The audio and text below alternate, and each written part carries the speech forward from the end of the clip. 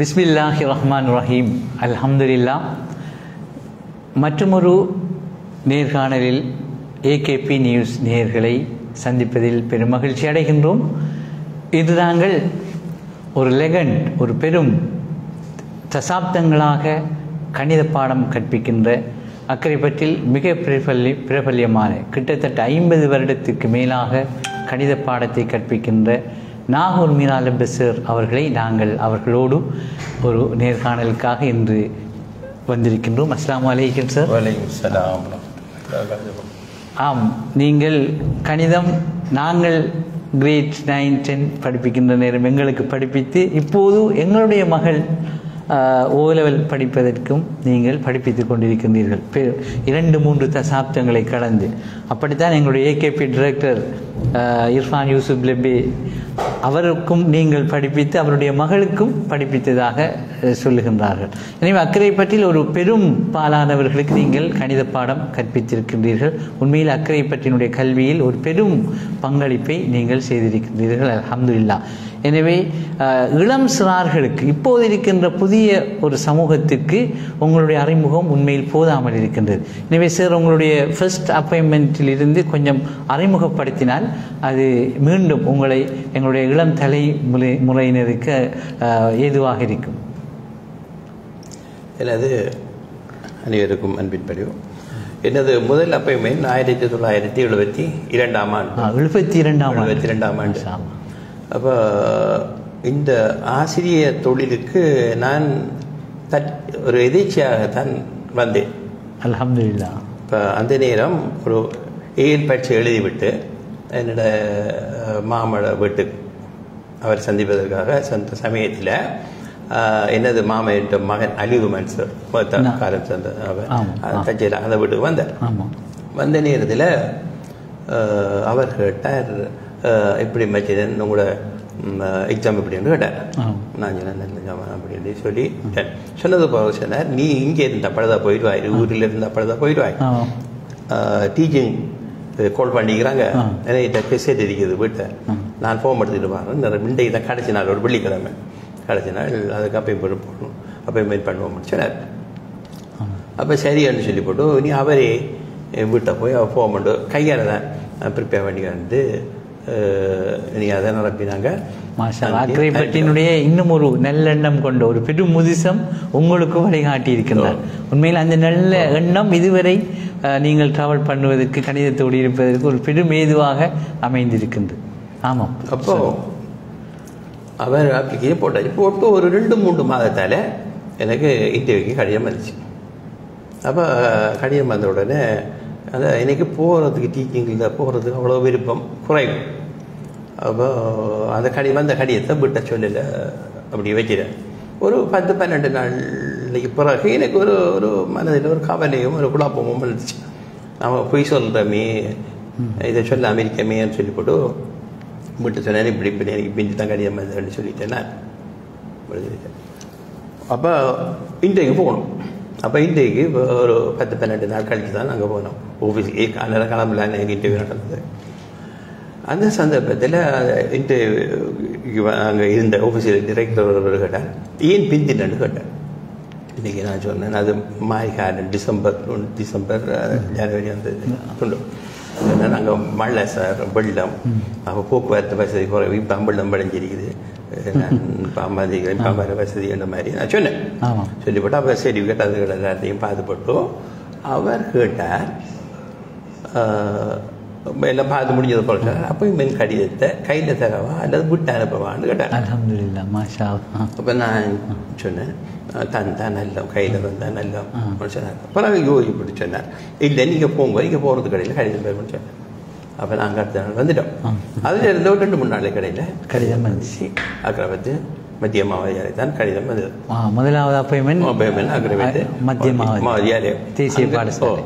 அங்கே ஒரு 2 வருடங்கள் பட்டில் அங்கே படிப்பிச்சது பிறகு இனி பலாலி காலேஜ், பலாலி பெண்களுக்கு ஆசிரியர் பயிற்சிக்கு போனேன்.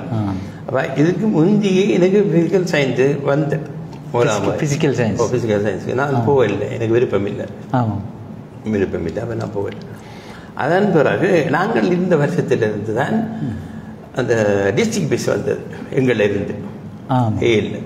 அப்போ அதனால் நான் கடைசியாக எங்களை காலத்தில் வந்து ப்ராக்டிக்கல் எக்ஸாமும் இருந்தது. அப்போ அந்த ப்ராக்டிக்கல் செய்வதற்காக தான் என்னோட விருப்பமான ஒரு ஆசையை தான் எனக்கு ஜப்னாவில் ஒரு அப்பாயின்மெண்ட் ஒரு ஸ்கூலில் அட்மிஷன் தந்தவர். அப்போ கடைசியாக படித்த பாடசாலை ஜப்னா டிஸ்ட்ரிக்ட் என்றபடினால நான் ஏழில் ஜப்னா மாவட்டமாக கதம். அதனால் எனக்கு அது அந்த ஃபேக்கல்ட்டி அதோட கிடைக்கிறதுக்கு வாய்ப்பு கிடைக்கல. அதாவது இப்போ அந்த நேரம் கடும் போட்டியான மாவட்டம். இப்போ அதே நேரத்தில் எங்களுக்கு கூட பண்ணப்பட்டாக்கள் வந்து கன்மனம் மாவட்டத்தில் வந்து 3 முஸ்லீம்களும் 6 தமிழர்கள் தான் விடுபட்டார்கள். குறைவு. அது அந்த நேரம் பெரும் போட்டிகளுக்கு மத்தியில் தான் ஜப்னா. அப்போ மற்றது ஏழு இங்கே இல்லை. கிழக்கு மாநிலத்தில் மட்டக்களப்பில் மட்டும்தான் ரவையில். ஆமாம், கிழக்கு மாநிலத்தில் மட்டக்களப்பில் மட்டும்தான். கிழக்கு மாநிலத்தில் மட்டக்களப்பில் எல்லா டிஸ்ட்ரிக்டிலும் உள்ள எல்லா ஏரியாவிலும் உள்ள மாணவர்கள் வந்து அங்கே ஒரு 4-5 ஸ்கூலில் இருக்கு. ஆமாம், அப்போ கொஞ்சம் கஷ்டமாக அதுவும் அவ்வளவு கற்பித்தல் செயற்பாடுகள் அவ்வளவோ நல்ல மட்டும் சொல்றதுக்கும் இல்லை. அப்போ அங்கே அப்பாயின்மெண்ட் கிடைச்ச வந்து 2 வருஷமாக இங்கே படித்தேன். அதன் பிறகு ஆயிஷா வித்தியாலயத்துக்கு மீண்டும் மக்களத்துக்கு வந்த உடனே அங்கே அந்த நேரம் 1976 ஆண்டு அப்போ அந்த நேரம் தான் ஓயில் ஸ்டார்ட் பண்ணுறாங்க. ஓயில்ண்டா வின்சிக்கு அப்போ ஸ்டார்ட் பண்ணி செஞ்சால் அதில் 20 மாணவர்கள் இருந்தாங்க அந்த வகுப்பில். அப்போ நான் படிப்பேன். அந்த பிள்ளைகள் அந்த ஆயிஷா வித்தியாலயம் படிப்பிக்கிறது உண்மையாக ஒரு பொருத்தமான இடம் தான். அந்த அந்த சூழலும் அப்படி பிள்ளைகளும் அப்படி இயங்கினாங்க. அப்போ நான் சிறந்த முறையில் என்ற கற்பித்த செயற்பாடுகளை நான் மேற்கொண்டேன். அதில் 20 மாணவர்கள் இருந்தார்கள். அதில் ஒரு மாணவி மரபு குறைவு, பாடசாலைக்கு வருவது குறைவாக இருந்தது. பாடசாலைக்கு வருவது குறைவு. அப்போ நான் விசாரிக்கிறேன் வரல தான் மட்டும் ஏதாவது ஒரு சாட்டை என்னமோ அல்லமோ சொல்லி சொல்லுவாங்க. பாடசாலைக்கு வந்தாலும் இடையில கேட்டு போகிற பழக்கமும் ஒன்று இருக்கு. எனக்கு அந்த பிள்ளைகள் அவ்வளோ நம்பிக்கை இல்லை, அல்ல படிப்பாங்கிட்ட நம்பிக்கை இல்லை.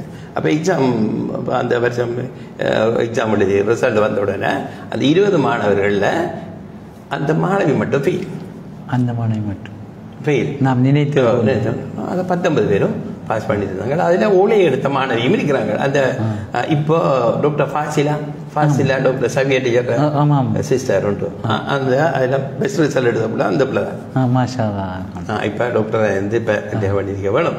இப்போ அதில் தொடங்கிக்கலாம். பிறகு அதுக்கு பிறகு இறக்காமத்துக்கு ஒரு 3 வருஷம் டீச் பண்ணினேன். அதுவும் விருப்பம் இல்லாமல் தான் நான் இவ்வளோ காலத்துக்கும் அந்த 9ஆம் ஆண்டு வர எனக்கு இந்த இன்ஜினியரிங் அது கிடைக்காது. எனக்கு சரியான கவலை. அப்போ ஐசிஎம்எஸ்சிஓம் ஒன்று இருந்தேன். அப்போ 72ஆம் ஆண்டு தொடங்கும் 9ஆம் ஆண்டு வரையிலே நான் டிரான்ஸ்ஃபருக்கு ட்ரை பண்ணி கொண்டு தான் இருந்தேன். கொழம்புக்கு போய் படிப்போம்னு சொல்லி அந்நேரம் இங்கிலீஷும் ஏழு தான் கேட்டவங்க ஐசிஎம்எஸ்சி. அப்போ அது கூட எனக்கு கிடைக்கல. அப்போ அதுக்கு பிறகு நான் அந்த முயற்சியை கைவிட்டுட்டேன். அப்போ அதுக்கு பிறகு தான் இந்த டீச்சிங்கை தொடர்ந்து வர அங்கேயும் இறக்காமதிலையும் ஒரு 3 வருஷம் இருந்தேன். 3 வருஷத்துக்கும் எனக்கு அதுவும் போகிற விருப்பம் இல்லை. ஆனால் டிரான்ஸ்ஃபர் வந்து எங்களோட சார் எனக்கு படிப்பிச்சவர் அந்த நேரம் இறக்காமத்துக்கு அக்கரைப்பத்திருந்தேன் வெளியூரில் இருந்து தான் நாங்கள் போவாங்க, டீச்சர்ஸ் போகிறாங்க. அப்போ அந்த நேரம் எங்களுக்கு டிரான்ஸ்ஃபர் அந்த எனக்கு ஆசிரியர் டீம் கலவை சார் காலேஜ் வந்து. அப்போ நானே விருப்பம் இல்லை போய்விட்டப்போ சொன்னேன், சார் இப்படி கஷ்டம் இன்னைக்கு போகிற வார கஷ்டம் அது வந்து என்னை பிரச்சனைகளை நான் சொன்னேன். அவர் சொன்னார், அந்த பாடசாலையில் 1 இயர்ஸ் அல்லது 2 இயர்ஸ் தான் கணித பாடத்தில் எடுக்கிறாங்க ஒவ்வொரு வருஷமும். நீங்கள் ஒரு வருஷம் தானே அந்த பிள்ளைகளுக்கு ஒரு வருஷம் தானே, அந்த ஒரு வருஷத்துக்கு உங்களால் முடியுமான அளவு நீங்கள் செய்யுங்க. நான் பிறகு பழையபடி உங்களை இந்த பாடசாலைக்கு நான் தான் சொல்றது தாரன் அப்படிங்கிற மாதிரி சொன்னேன்.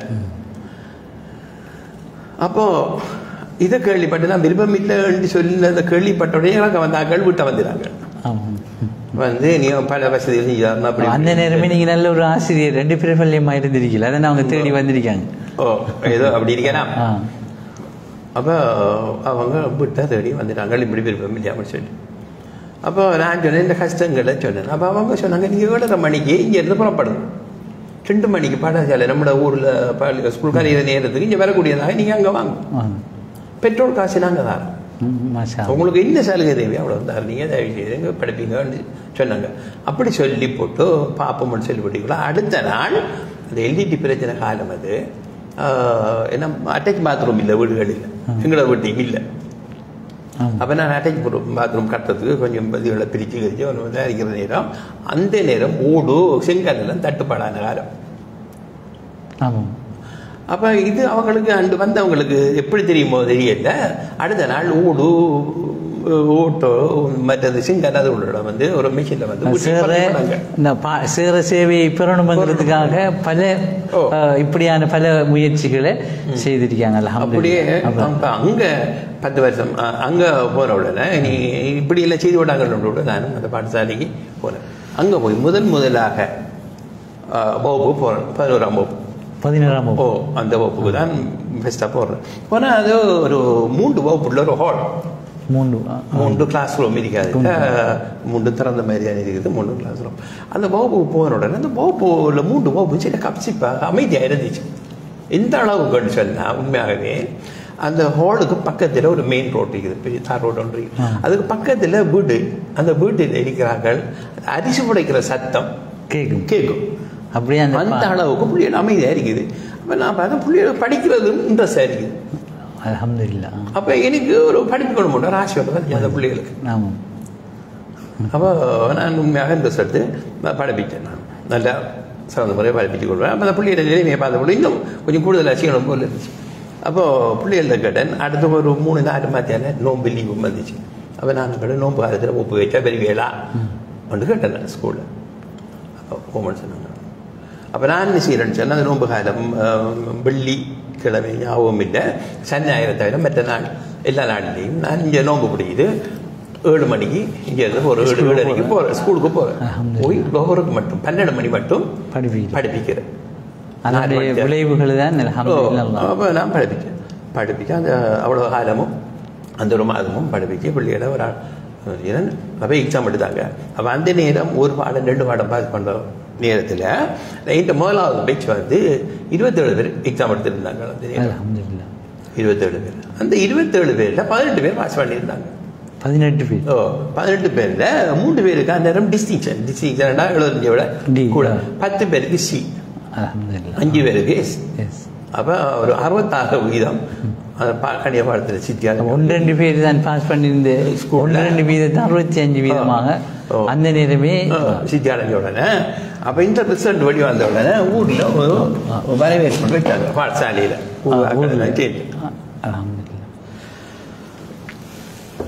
இல்லைங்க கதைச்சு போட்டு கடைசியாக சொன்னாங்க, நீங்கள் அடுத்த வருஷமும் இருக்க வேணும்னு சொல்லி சொன்னாங்க.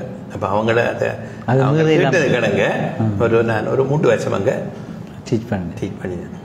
அல்ஹம்துலில்லாஹ். அதுக்கு பிறகு டீச் பண்ணதுக்கு பிறகு அந்த எல்இடி பிரச்சனைகள் ஆக்களை கடத்துகிற அந்த ஒரு நிலைமையோட வந்துச்சு. அப்போ நான் ட்ரான்ஸ்ஃபர் கேட்டேன் ஊருக்கு. நான் பழைய ஸ்கூலுக்கு தான் கேட்டேன், எனக்கு கிடைக்கட்டேன். தச்சலாக போஸ் ஸ்கூலுக்கு கிடைச்சி. போஸ் ஸ்கூலுக்கு கிடைச்ச உடனே எனக்கு அந்த போஸ் ஸ்கூலில் பிள்ளைகள் நல்லா நான் கட்டிக்கிற பிள்ளைகள் தான். ஆனால் எனக்கு அந்த ஓயில் இல்லைன்ற ஒரு கவலை. அந்த ஓயில் பிள்ளைகளுக்கு நான் படிப்பிக்கணும்ன்ற மாதிரி அப்படி யோசிச்சு கொண்டே இருக்கிறது. நான் ஆசிரியர் ஆலோசகர் ஐஏசிக்கு கொண்டு வேண்டியிருந்தாங்க. அப்போ இதுக்கு முதல் நான் ஒரு பிரின்சிபல் எக்ஸாம் ஐசிஎல்இஸ் அது இதுகள் ஒன்றுக்கும் போகிறதில்ல. அப்போ எனக்கு இந்த கிடைக்காத உடனே அதுக்கு அப்ளிகேஷன் போட்டோம். பிறகு எக்ஸாம் வச்சாங்க, நீ இன்டர்வியூவில் ஈடுபட்டு நான் ஐஎஸ்சி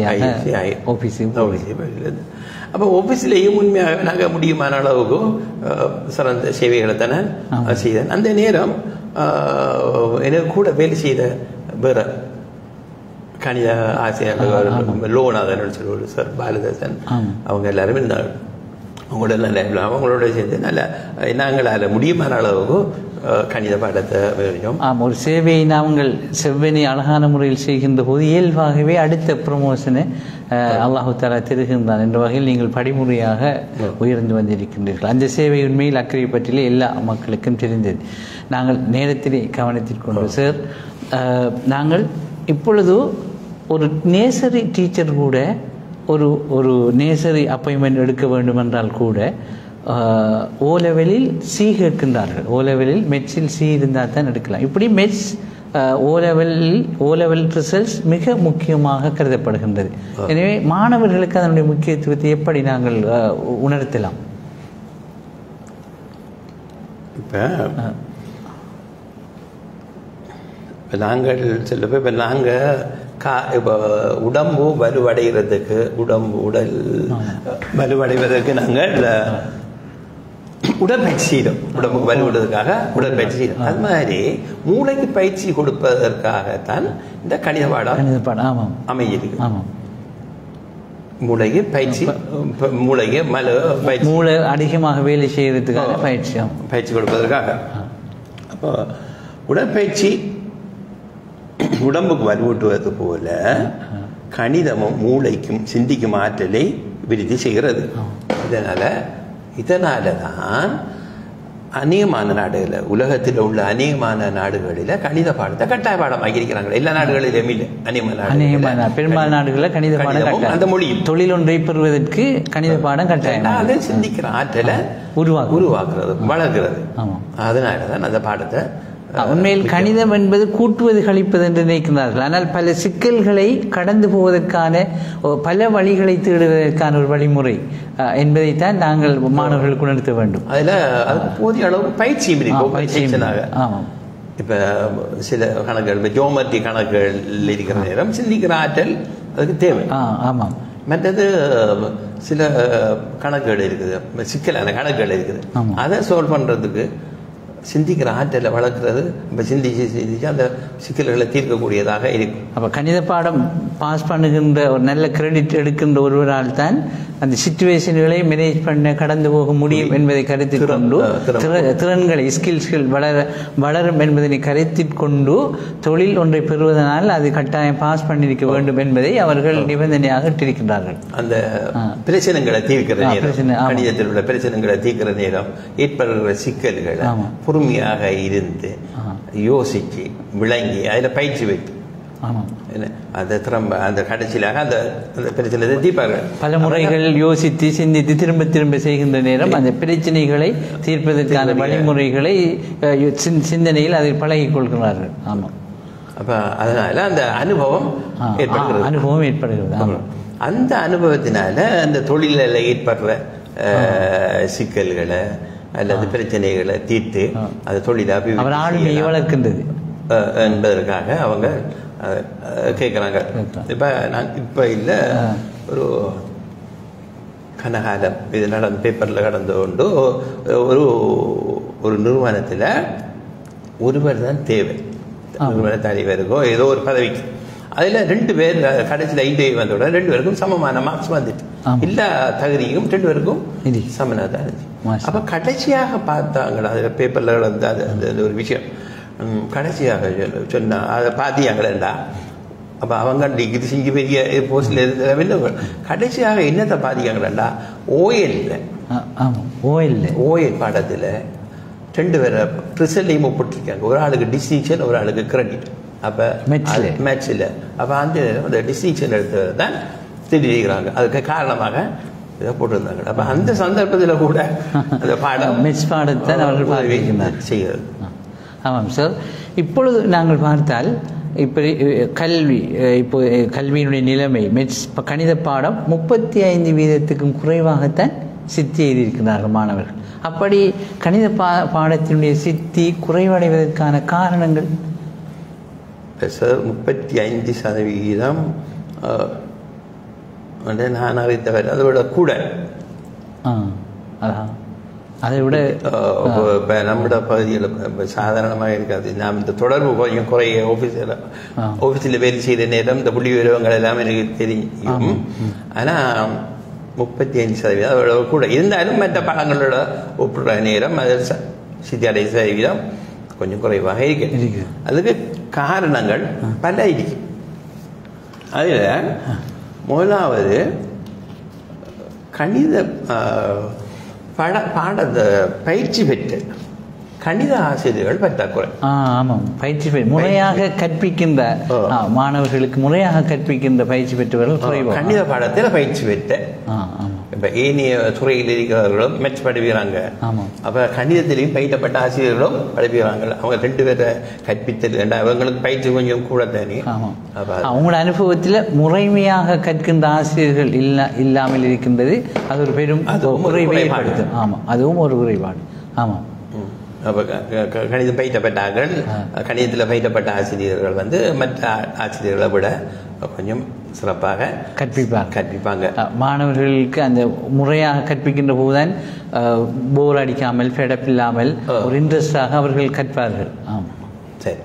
2வது ஆசிரியர்கள் ஆசிரியர்களை கற்பித்த செயற்பாடுகளை குறைபாடுகள் இருக்கு. எல்லா ஆசிரியர்களும் சில ஆசிரியர்கள்.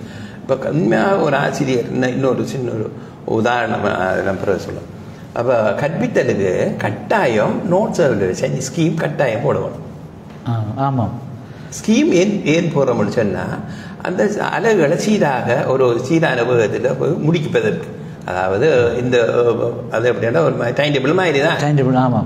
இந்த கிழமை இந்த படிப்பு இத்தனை அலகுன்னு சொல்லி அந்த தரப்பட்ட அந்த பாட திட்டத்தை அந்த ஒரு வருஷத்தில் முடிக்கக்கூடியதாக டைம் டேபிள் போட்டு வைக்கிறது. அப்போ அது எழுதணும் கட்டாயம். போட்டு இடையில அதை பார்க்கணும். நம்ம சீராக போகிறோமா பிந்திரிக்கமா. ஆமாம், அந்த சீரான போக்கு தர்க்க ரீதியான அந்த தொடர்புகளுக்கு அது முக்கியத்துவம். சீராக போய் கொண்டிருக்கமான்னு பார்க்குறேன். சில நேரம் நாங்கள் பிந்தி போவோம். அப்போ பிந்தி போனால் என்ன செய்யணும்? மேலதிகமான வகுப்புகளை வச்சு அந்த அழகு முன்னேற்ற போனவணும். இப்போ சிலர் என்ன செய்யாங்க, அந்த ஸ்கீம் போட்டாங்களும் சிலர் அப்படி செய்யறாங்க. கடைசி கட்டத்தில் எங்கள் எக்ஸாம் நெருங்குற நேரத்தில் தான் சிலபஸ் முடிக்கலன்னு சொல்லி போட்டு கூடுதலான வகுப்பை வச்சு ஒரு 8-7 பாடைகளில் முடிக்கிற பாடங்களை 2-3 வகுப்பில் முடிக்கிறாங்க.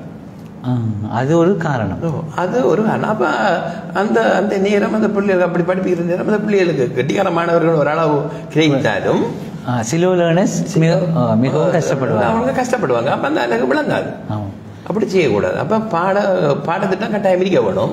அப்போ அழகு முன்னேற்றம் குறைபாடு சொன்னால் ஒவ்வொரு மாதமும் பார்த்து இல்லாட்டி ஒரு 15 நாள் 2 கிழமை 3 கிழமை இருக்கிறதா நம்ம பிந்தி போகிறோமா என்று பார்த்து அலைகளை முடிக்காமல் இருந்தால் அந்த அலைகளை முடிக்கொண்டு போகணும். இறுதி நேரத்தில் எப்படி மாணவர்களுக்கு சுமையாக்க கூடாது. சுமையாக இருந்தால் அது படிப்பிக்கிற விளங்க மாட்டோம். அதில் நல்ல இது சம்பந்தமாக பெற்றோர்களும் கவனம் எடுக்கணும். இப்போ எங்களோட காலத்தில் அதில் பார்க்குறோம் குறைவோ. இப்போ இந்த கல்வியத்தில் இருக்கு, ஆனால் குறைபாடி தான் டீச்சர்ஸ் இல்லை. அப்போ அந்த ஸ்கீம் படி இயங்கணும். 2வது விஷயம் பாடாயத்தம் கட்டாயம் செய்யணும். பாடாயத்தம் நான் இப்போ கூட இப்போ இன்று கூட நீங்கள் கற்பித்துக் கொண்டிருக்கிறேன் பாட ஆயத்தம் செய்யும். அப்போ நான் ஒரு நாள் இப்படி டியூஷன் கிளாஸில் ஒரு வகுப்பு முடிஞ்சு மற்ற வகுப்பு நான் இடையில் ஒரு புத்தகத்தை எடுத்து அதை பார்த்தேன். அப்போ ஒரு பெற்றார் வந்தார். என்ன சார் நீங்கள் எவ்வளோ காலமாக படிப்பீர்கள், இப்போ நீங்கள் புத்தகம் பார்த்து தானே படிப்பிக்கிறீர்கள், இப்போ புத்தகம் பார்க்குறீங்களா ஆயத்தம் பண்ணுறீங்களே என்று கேட்டேன். இப்போ நான் சொன்னேன், படிப்பிக்கிற விஷயத்தை நான் பார்க்கல, இதை எப்படி படிப்பிக்கலாம்ன்றதை தான் நான் செய்கிறேன் அப்படி சொல்லி போட்டு நான் சொன்னேன். இதே கேள்வியை நான் நான் ஒரு ஆள் தான் கேட்டேன்டா அது மறைமுகம் அப்படின்னு சொன்னால் உங்களோட மைத்துனர் அஷ்ரஃப் இருக்கிறதானே அலிகமாண்டா தம்பி அஷ்ரஃப் அவர்களுக்கு ஜஃப்னா அவர்கள் ஸ்கூல் தேவைப்பட்டுச்சு. அப்போ இந்த பெட்மெட்டில் ஒரு சாவித்திரியோட ஒரு டீச்சர் இருந்தால் அப்போ நான் அவர்கிட்ட சித்தப்பா தான் மாணி பையனி கொள்ளி பிரின்சிபல். நான் அந்த டீச்சரோட சொன்னேன், இப்படி ஒரு அட்வைமெண்ட் வேணும் உங்களை சித்தாப்போட சொல்லி எடுத்துட்டாங்கன்னு சொல்லி. அப்போ ஒரு நாள் நாங்கள் அங்கே அவர் சந்திக்க போனோம். அப்போ சந்திக்க போய் கதை எல்லாம் முடிஞ்சு இது போகிறாரு. அவர் சொன்னார், எங்களோட சொல்கிறார், அவருக்கு ஒரு 55 வயசோட கூட 55க்கும் 60க்கும் முடைப்பட்ட ஒரு வயசு போனார். அவர் சொன்னார், 10 மணியா போச்சு, இப்போ இரவு 10 மணியா போச்சு, எனக்கு 7 பாடம் இருக்கு, நாளைக்கு நான் பாடாயத்தம் செய்ய வேணும், உங்களுக்கும் பஸ்ஸில் லேட்டாக போகுது, நீங்களும் போங்கன்ற மாதிரி அவர் கேட்டார். அப்போ நான் சாவித்திரியோட சொன்னேன், இங்கே பாருங்க இன்னும் நித்திர கண்டு எழுப்பிட்டாரு, நான் படிப்பிப்பேனே சார் போல எக்ஸ்பீரியன்ஸ் சார் வந்து பாடாயத்தை செய்ய சொல்லாரு அந்த மாதிரி நாங்கள் 2 பேரும் காய்ச்சி கொண்டு வந்துட்டோம். எங்களுக்கு இதை பற்றி தெரியாது. பிறகு வந்த உடனே தான் ஏன் பாடாயத்தம் செய்யணும் அந்த பாடத்தை இப்போ நாளைக்கு படிப்பிக்க போகிற விஷயத்த இன்றைக்கு நாங்கள் எப்படி அதை படிப்பிக்க வேணும் ஆயுதம் பண்ணுறது. அப்போ அந்த பாடத்தை படிப்பிக்கிறதுக்கு சில உபகரணங்கள் சில இதுகள் தேவைப்படும். கற்றல் உபகரணங்கள் தேவைப்படும். சில நேரம் புத்தகத்தில் இருக்கிற அந்த உதாரணங்கள் போதாமல் இருக்கும், வேறு உதாரணங்கள் தேவைப்படும். மற்றது அந்த பாடத்தை கற்பிப்பதற்கு அதுக்கு முதல் படிப்பித்த சில அலகுகள் தேவைப்படும். தொடர்படுத்தல் அந்த அதை பயன்படுத்தி தான் இதை படிக்கணும். அப்போ அதில் ஏற்பட்டுக்கணும். அப்படின்னு சொல்லி அதை ஆயத்தம் பண்ணிக்கிட்டு போனா உண்மையாகவே அந்த குறிப்பிட்ட 40 நிமிஷத்தில் அழகாக கற்பிக்க முடிக்கலாம். அப்படி இல்லைன்னு சொன்னா முன்னுக்கு அது படிப்பிக்கிற ஓடர் மாறிச்சா பிள்ளைகளுக்கு முழங்காது. ஏதோ அந்த சந்தர்ப்பத்தில் ஆசிரியர் ஏதோ காய்ச்சி விடுவார், பிள்ளைகளுக்கு ஒழுங்காக அப்போ கட்டாயம் பாடாயத்தம் பாடத்திட்டம். எவ்வளவு எக்ஸ்பீரியன்ஸ் இருந்தாலும் இந்த ஹவு டு நாளைக்கு நாங்கள் எப்படி பிள்ளைகளுக்கு இதை கொடுக்கலாம் என்ற ஒரு சிந்திக்கின்ற ஆசிரியர் உண்மையில் வெற்றிகரமான ஆசிரியர். ரொம்ப அறிவு இருக்குது. அதை எல்லாத்தையும் ஒரு பருக்க இயலாது. சும்மா கொஞ்சம் கொஞ்சமாக தான் இந்த ஸ்பூனாக உதவமாக தான் அதோட பருக்கணும். அது மாதிரி தான் மண்ட மண்ட அந்த பிள்ளைகளுக்கு அந்த பாடத்திட்டம் பாடாயத்து அழகான கற்பித்தலாக அமையும். உண்மையில் மிக பிரயோஜனமான விஷயம். ஆமாம், மாணவர்களுக்கு பயிற்சி கொடுக்கணும். ரொம்ப பயிற்சி கொடுக்கணும். இப்போ மாணவர்களுக்கு பயிற்சி கொடுக்கணும். அந்த பயிற்சியை அந்த வகுப்பாக திட்டணும். அவடத்திலே திட்டம் சொன்னால் இப்போ நான் ஒரு பாடசாலைக்கு போகிறேன். சும்மா உதாரணத்துக்கு நான் சொல்லணும். அப்போது ஆசிரியர் சீக்கிரம் போனால் ஆசிரியரை காணாது. எங்கிட்ட சேர்ந்து இருக்கார் கொப்பி அங்கே போனால் அவர் தலைக்கு மேலே இருக்கு கொப்பி இருக்கு. அப்போ பிள்ளைகள் ஓடி ஆடி தெரியுது. அப்போ நான் அவரை கூப்பிட்டு சொன்னேன், தம்பி இப்படி இல்லை கொப்பி தரேன் அப்படி ஒரு விஷயத்தை நீங்கள் படிப்பிக்கலன்னு சொன்னால் அதில் ஒரு 4-5 கணக்கு புத்தகம் இருக்கு தானே, அதில் சீட்டு வாங்கணும் சீட்டு போட்டு நாம இருக்காங்க அவங்க ஒவ்வொரு கணக்காக காட்ட சொல்லுவோம். அவங்க பயிற்சி செய்து போட்டு ஒவ்வொரு கணக்காக நீங்கள் காட்டுங்க ஒரு சீட்டில் சொன்ன உடனே அந்த பிள்ளைகள் கணக்கு செய்து போட்டு நம்மள காட்டுவாங்க. அப்போ அந்த காட்டுற நேரம் அதில் வார பிள்ளைகளை அவட்ட சுட்டி காட்டுற பிள்ளைகளுக்கு ஃபீட்பேக் பின்னூட்டல் கட்டாயம் அவசியம். அவட்ட எந்த பிள்ளை விடுறாங்கன்னா அதை சுட்டி காட்டினா அடுத்த கணக்கு செய்கிற நேரம் அந்த பிள்ளைகள் விடாது. உண்மையிலே அது அரிதாகத்தான் நடக்குது. அப்படி பயிற்சி திட்டம் அது ஒரு 3-4 கணக்கு செய்து போகலாம். உங்களுக்கு அது பிடி வரும். பின்னூட்டல் அதே நேரத்தில் ஒரு கட்டிக்கார மாணவன் 5-6 கணக்கு செய்கிற நேரத்தில் கொஞ்சம் வீக்கானமானவன் 1-2 கணக்கு அதை செய்து காட்டுவேன். அப்போ அதுக்கு பாச வாங்குறது பெரிய சந்தோஷமாக இருக்கு. அப்போ அதனால வகுப்பில் போதிய அளவுக்கு பயிற்சி கொடுக்கணும். மேலே அது மேலே பயிற்சி நாங்கள் வீடுகளில் கொடுக்கலாம். அப்போ படிப்பிக்கிற நேரம் போதிய அளவு பயிற்சியும் கொடுக்கணும். பயிற்சி திருத்தத்தையும் கொடுக்கணும். இல்லாவிட்டால் அந்த பிள்ளைகள் அது விளங்குறது கொஞ்சம் கஷ்டமாக இருக்கும். உண்மையில் சிலர் சொல்லும்போது கணித பாடம் உண்மையில் மிக இலகுவான பாடம் என்று எங்களுக்கு விளங்குகின்றது. அடுத்து மனனம் செய்ய தேவையில்லை. கணித பாடத்தை நாங்கள் மனப்பாடம் செய்ய தேவையில்லை. ஆனாலும் பிள்ளைகள் அதனை அந்த கஷ்டமான ஒன்றாகவே கருதுகின்றார்கள். எனவே மாணவர்களுக்கு இப்போ நாம் கணித பாடம் மனப்பாடமாக தேவையில்லை, இலகுவான ஒரு பாடம் இப்படி இருந்தும் மாணவர்களுக்கு என்னது ஒரு கசக்கிறது கஷ்டமாக இருக்கிறது. நாங்கள் அந்த இப்போ உதாரணத்துக்கு நாம் சொல்லுவோம். இப்போ வரவு ஒழுங்கினமான மாணவர்கள் இப்போ வரவு ஆமாம் வரவு ஒழுங்கினம் சொன்னால் அந்த மாணவர்களுக்கு படிப்பிக்கிற கஷ்டம். ஏண்டா கணித பொறுத்தவரையில் ஒரு நாளைக்கு ஒரு விஷயத்தை முடிக்கிறது இல்லை. அப்போ ஒரு 7-8 பாட வேலைகள் தொடர்ச்சியான. அப்போ நேற்று பாடசாலைக்கு பெறாத ஒருவர் இன்றைக்கு பாடசாலைக்கு வந்தார் வருவார். அப்படி ஒழுங்கில்லைன்னா அப்படித்தானே வருவார்.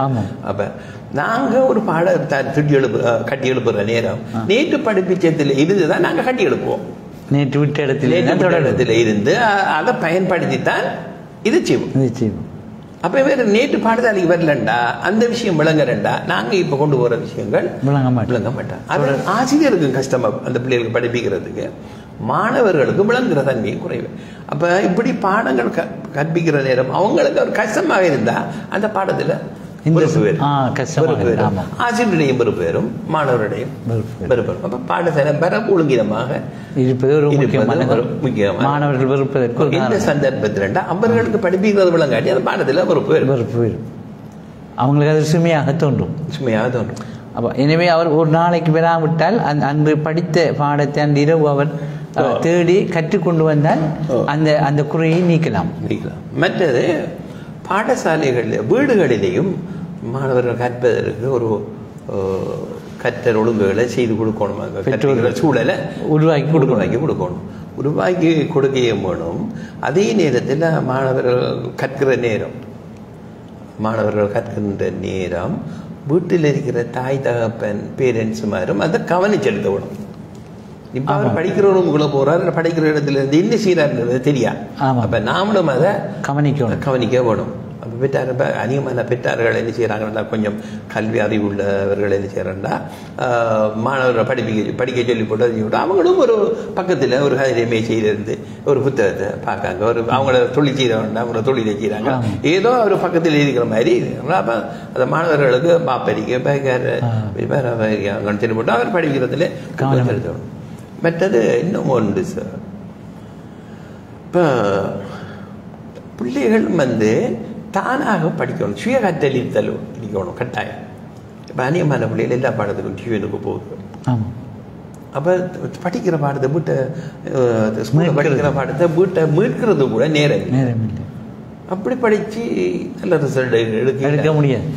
பிள்ளைகள் டியூஷனுக்கு போய் அந்த டயர்ட் என்று சொல்லி அப்படி அதோடைய கற்றல் முடிவடையுது. அப்போ முக்கியமான பாடங்களுக்கு போகலாம், முக்கியமான செக்ஷனுக்கு போகலாம் எல்லாம். ஆனால் இந்த நேரமும் ஒரு உதாரணத்துக்கு நான் சொல்ல போகிறேன்னா, மேக்ஸ்ன்னு சொன்னால் ஒரு 2-3 இடம் போகிறேன், இங்கிலீஷ் 2-3 இடம் அப்படி போக தேவையில்லை. ஆமாம். இப்போ அதனால அவங்களுக்கு சும்மா வீணான அலைச்சல் தானே ஒழிய, காசு வீணாகுது, அலைச்சலும் நேரம் வீணாகுது. அப்போ அதனால் வீட்டில் மாணவர்களை ஒழுங்குபடுத்தி பெற்றோர்கள். ஆம் சார், ஒட்டுமொத்தமாக உண்மையில் மிக பிரயோஜனமான பெற்றோர்கள் ஆசிரியர்களுக்கு மிக பிரயோஜனமான கருத்தை கூறினீர்கள். இறுதியாக கணித பாடத்தை கற்பதற்குரிய மிக இலகுவான வழிமுறைகள் உங்களுடைய இந்த 50 வருட கால அனுபவத்திலே எங்களுக்கு நீங்கள் கூறுகின்ற மிக இலகுவான வழிகளை இறுதியாக ஹைலைட் பண்ணி சொன்னால் எங்களுக்கு அது பெரும் உதவியாக இருக்கும் சார். இப்போ அநேகமாக ரிசல்ட்டுகளும் மோசமாக வர்றதுக்கு இன்னும் ஒரு காரணம் இன்றைக்கு மாணவர்களுக்கு. ஆமாம். முதலாவது அந்த மாணவர்களுக்கு விடை எழுதுகிற முறை பற்றி படிப்பித்தல்ல ஒரு பங்காக இருக்க, இதுவும் பெரும் பங்கு நல்ல ரிசல்ட் எடுக்கிறது. மாணவர்களுக்கு அந்த பாடத்தை அந்த என்ன விடையளிக்கிற முறை தெரிய வேணும். விடையளிக்கிற முறைகள் பட்சி எழுதும்போது வினாக்களை தெரிவு செய்தது, விடையளிக்கிற முறைகளை பற்றி தெரிய வேணும். இப்போ கணிதத்தை பொறுத்த வரையில் 2 பேப்பர் இருக்குது. ஒரு பேப்பர் பகுதி 1 25 கேள்வி, அந்த சிறிய கேள்விகள் இருக்குது. மற்றது சக்ஸ மெத்தடில் ஒரு 5 கேள்வி இருக்குது, அது 2 மணித்தியாரம். அப்போ அந்த 25 கேள்விக்கு 1 மணித்தியாரம், அது 1 மணித்தியாரம். அப்போ இந்த 25 கேள்வியிலையும் லேசான கேள்விகளும் இருக்கு, கஷ்டமான கேள்விகள், ஓரளவு கஷ்டமான கேள்விகளும் இருக்குது. அப்போ விடையளிக்கிற நேரம் என்ன செய்யணும் சொன்னால், இலகுவான கேள்விகளுக்கு முதல் விடையளி கொண்டு போகணும். இல்லை முதல் அதை முறை. இப்போ 25 கேள்விகள் இருந்தால் அந்த 25 கேள்வியிலையும் கிட்டத்தட்ட ஒரு அரைவாசி ஒரு 15 கேள்வி மட்டும் இல்லை இலகுவான கேள்வி இருக்கும். அதுக்கு இப்போ சராசரியாக 25 கேள்விகளுக்கு விடை எழுதுறது 1 மணித்தியாரம் சொன்னால், அப்போ அந்த தெரிஞ்ச கேள்விகளுக்கு விடை எழுதுறதுக்கு அந்த 2 நிமிஷத்துக்கான குறையத்தான் நேரம் எடுக்கும். அப்போ முதல்ல தெரிஞ்ச கணக்குகள் செய்து கொண்டு வர்றது, கஷ்டமானதுகளுக்கு யோசிக்க தேவையில்லை. தெரிஞ்ச கணக்குகள் செய்யணும், ஒரு 10-15 கணக்குகள் வரும், அதுக்கு நேரமும் குறைவாக தேவைப்படும். ஒரு 15 கணக்கு செய்தால் இன்னொரு 10 நிமிஷம் தானே இருக்குது. இந்த முதல் 15 கணக்கை செய்வதற்கு கூடுதல் நேரமும் செலவழியாது. ஒரு அரை மணி நேரத்தை விட குறை 25 நிமிஷம் மட்டும் கிட்டத்தட்ட செலவாகும். அப்போ நேரம் கூடுதலாக இருக்குது. அப்போ நேரம் கூடுதலாக இருந்தால் சிந்திக்கிறதுக்கு வாய்ப்பு இருக்குது. அப்போ அந்த கஷ்டமான கணக்குகளை பிறகு லேசா ஐயோ இப்படி எழுதிட்டு வரலாம். ஆமாம், அது உண்டு. மற்றது ஸ்ட்ரக்சர் மெத்தடில் 5 கேள்வி இருக்குது. அதுலேயும் அந்த 5 கணக்குலேயும் எது உங்களுக்கு கணக்கு முழுக்க வாசிச்சு போட்டு எங்களுக்கு எது இலகுவான கணக்கு அதைத்தான் நீங்கள் முதல் செய்யணும், மாணவர்கள் செய்யணும். அப்படி செய்த உடனே அப்போ அதுக்கு நேரம் குறைவாக இருக்கும். அந்த முறையில் அதை மேற்கொள்ள வேணும். பாட்டுவை பொறுத்த வரையில் அதில் 12 கணக்கு இருக்குது. அதில் ஏபிஎன் இருக்குது. அதில் முதல் 6 கணக்குலேயும் முதல் 6 கணக்கு இருக்குது. அதில் 5 கணக்கு செய்யணும். B10 6 கணக்கு, அதிலேயும் 5 செய்யணும். அந்த கணக்கு அவ்வளவு நாங்கள் வாசிக்கணும். எல்லாவற்றையும் முதல் வாசிச்சோம். வாசிச்சு போட்டு இந்த கணக்கு ஆகலேசோ அந்த கணக்கு இலக்கத்தை போட்டு அதை தான் முதல் செய்யணும். தெரிஞ்ச கணக்குகளை முதல் செய்ய வேணும். பிறகு அதுக்கேற்ற மாதிரி அந்த கஷ்டமான கணக்குகளை படிப்படியாக தெரிவிச்சு லீசான கணக்கு தெரிஞ்ச கணக்குகளை இலக்கத்தை போட்டு கூட நாங்கள் அப்படி செய்து கொண்டு போகணும். அப்படி செய்வதனால மனதுக்கு ஒரு சந்தோஷம் வருது. லீசான கணக்கில் தான் ஆரம்பித்து செய்யும். அப்போ நேரமும் மிஞ்சும். அதே நேரத்தில் ஜோமெட்ரி கணக்குகள், நிறுவல் கணக்குகள் அதை கடைசியாக செய்யணும். இந்த பரீட்சை இந்த விடை எழுதுகின்ற முறைகள் பற்றி மாணவர்களுக்கு அவ்வப்போது ஆசிரியர்கள் சொல்லுவாங்க. கடைசியா நான் இப்படி சொல்றேன். மற்றது சில கேள்விகளில் இலகுவாக புள்ளிகள் வரலாம். ஆமாம், அந்த நுணுக்கம் இருக்குது. இப்ப உதாரணமாக நாங்க சொல்ல போனா புள்ளி விவரவியல் ஒரு கணக்கு கொண்டு வருது. அது ஒவ்வொரு வருஷமும் கிட்டத்தட்ட ஒரே மாதிரியான கணக்கு தான். ஆமாம், அதில் சின்ன மாற்றம் தான். அப்போ அதில் மார்க்ஸ் எடுப்பது சைவ மார்க்ஸ் ஒரு எடுக்கிறதில்ல. அதில் 3 நெறிகளை நிரப்ப வேண்டி வரும். அது ஒவ்வொன்றுக்கும் ஒவ்வொரு மாதிரி அந்த அவங்க கேள்விக்கு புள்ளி கொடுக்குற விதத்தை பார்த்து தான் நான் சொல்றேன். ஆமாம். அப்போ ஒவ்வொரு நெறியை நிரப்புறதுக்கு ஒரு மார்க்ஸ், இப்படி ஒரு மார்க்ஸ் அப்படின்னு சொல்லி அந்த லேசாக மார்க்ஸ் ஸ்கோர் பண்ணுற முறை இருக்குது. அதில் எப்படி போனாலும் அந்த 10 மார்க்ஸ் இருக்குது. அதில் இப்படி ஒரு 7-8 மார்க்ஸ் அதிகமாக எடுக்கக்கூடியதாக இருக்கும். இலகுவாக பெறலாம். அதே போல வரைவு கிராஃப் செய்வனா அதில் ஒரு அட்டவணை தான் இருக்கிறது. ஒரு இடவழி கொண்டு இருக்கு, நிரப்ப வேண்டி வரும். அந்த இடவழி நிரப்பினா ஒரு மார்க்ஸ், அச்சுக்களுக்கு இருந்தா ஒரு மார்க்ஸ், புள்ளிகளை வச்சா ஒரு மார்க்ஸ், ஒப்பமாக இணைச்சா ஒரு மார்க்ஸ். அட்லீஸ்ட் அந்த கேள்வி 2-3 பேரும் உயர் பிரமாணம் என்ன அப்படின்னு சில கேள்விகள் வரும். அதுலேயும் அழகாக மார்க்ஸ் எடுக்கலாம். அதில் அந்த அலைகளை அந்த கணக்கிலையும் செய்கிற மார்க்ஸ் எடுக்க மாட்டாங்க மாணவர்கள்.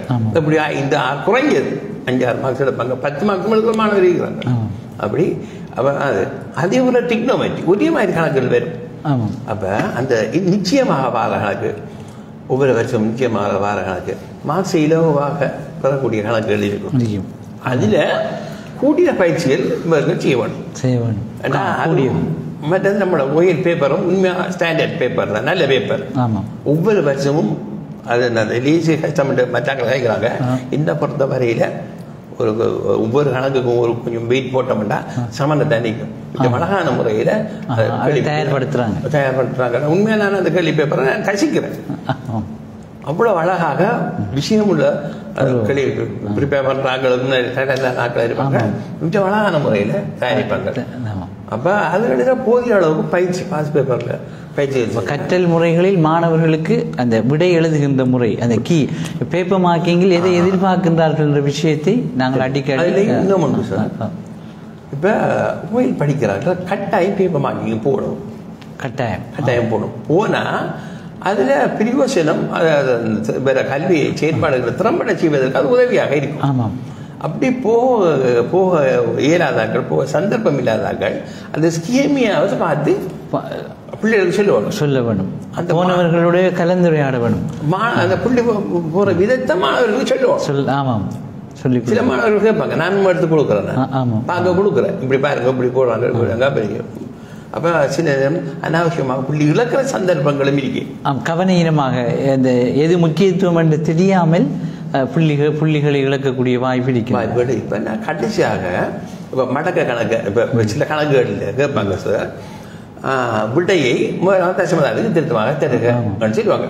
அப்போ நாம் கணக்கெல்லாம் செய்து போட்டு அதை செய்யாமல் விடுறது, அதை கேள்வி கடைசியாக கேட்ட கேள்வி இப்படி அழைக்காமல் விடுறது. அதனால ஒரு மார்க்ஸ் விடுறது. மற்றது அவங்க அந்த இதில் சொல்லுவாங்க, அலகுகள் போடாவிட்டா மார்க்ஸ் எல்லாம் குறைக்க சொல்லுவாங்க.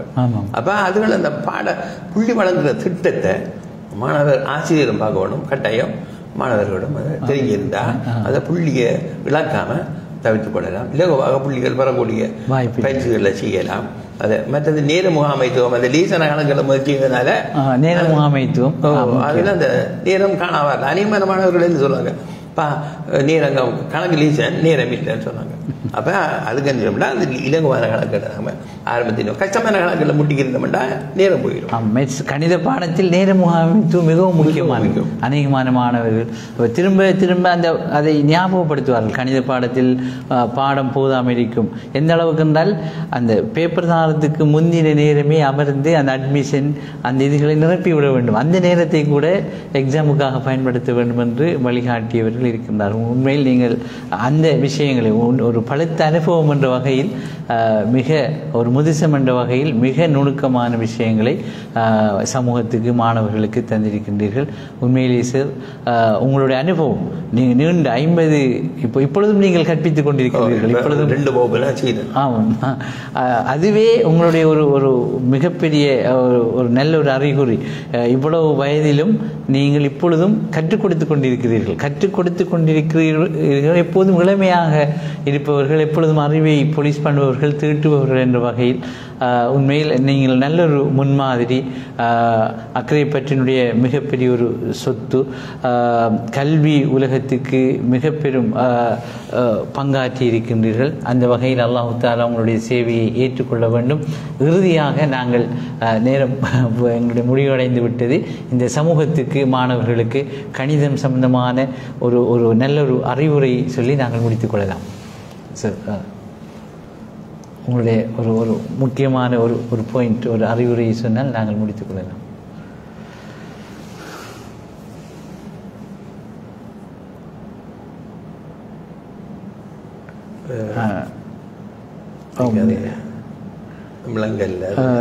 ஒரு ஆலோசனை, இறுதியாக நீங்கள் எங்களுக்கு சொல்லக்கூடிய ஒரு உபதேசம் மாணவர்களுக்கு.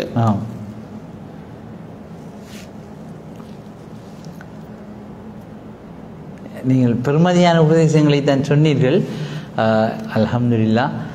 அந்த வகையில்